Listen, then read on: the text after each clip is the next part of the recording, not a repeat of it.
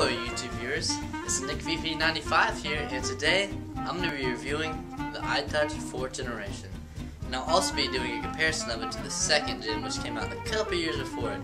So just sit back, watch the video, eat some chips, do whatever, and I will get on with the video. See you soon. Alright, the first thing you probably notice when you pick up an iTouch 4G is the front-facing camera and the back-facing camera. Both of them are used to take pictures, videos, do FaceTime, do Skype. I mean, they're everything. Alright, and another thing you'll notice is that there is no silver outline around this 4th gen. And I believe that makes it look better. Just looks like more valuable, I guess. Just like not cheap looking.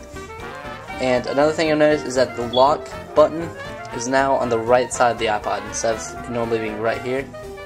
And the volume buttons are now rockers, which they're kind of they're like separated, and they're a little bit harder to press, but once you get used to them, it gets easy.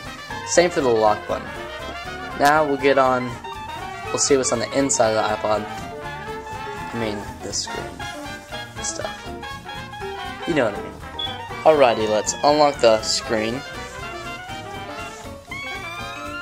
And let's get into the iPod.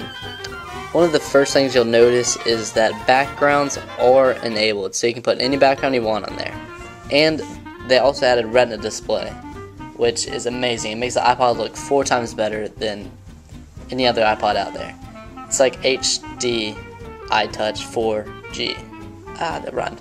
Alright, another cool feature about the iTouch 4th generation is the gyroscope, which is like you can, God, I can't freaking explain it, but it's like a new axis to movement other than just this way. It's like, you know what I'm talking about.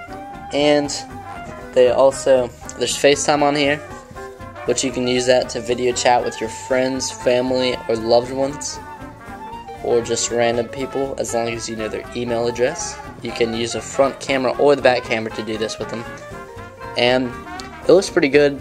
It could get laggy if you have bad internet connection, but I mean, I've never really had any trouble, except for disconnecting. Sometimes you get disconnected if you have bad Wi-Fi, which I do. And of course they added the camera application, which you can use to take videos and stuff. Take videos, take pictures, all that jazz. There's also still folders, which you can use to put apps in it. I got favorites, games, social, entertainment, music, action, random, productivity. And yeah, it's just a cool iPod. It's just a cool iPod. Alright, I guess I'll get into the well, before I do that, I want to tell you about Game Center. Game Center, it's like Xbox Live without Xbox or paying or live. Yeah, it's just a way to communicate with buddies. If you want to add me, my name is NickVP95. And that's pretty much it for the special features of the iTouch 4G. There's a lot of like mini things that you can do with the iPod, but I probably won't get into this. I'll start with a comparison to the 2nd generation. Alright, I guess I'll get into the differences between the two iPods. I guess I'll start with the cameras, which the iTouch 4th generation has a front and back facing camera, while the 2nd generation does not have any camera at all.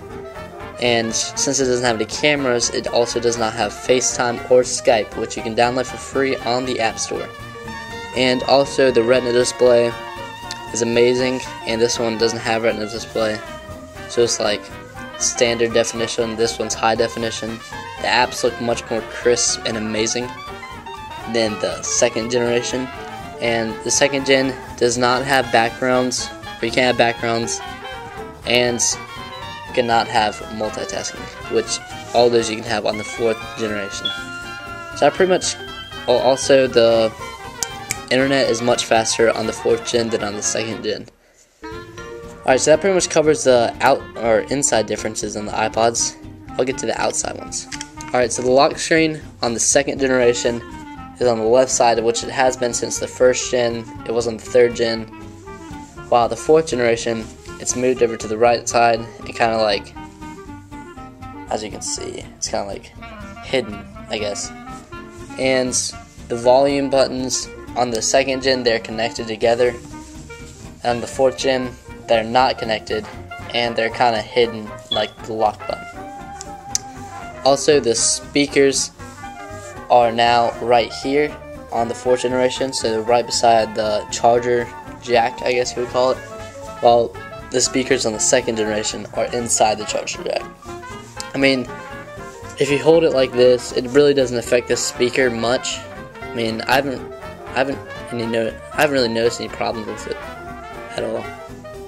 It's just yeah, just subtle differences.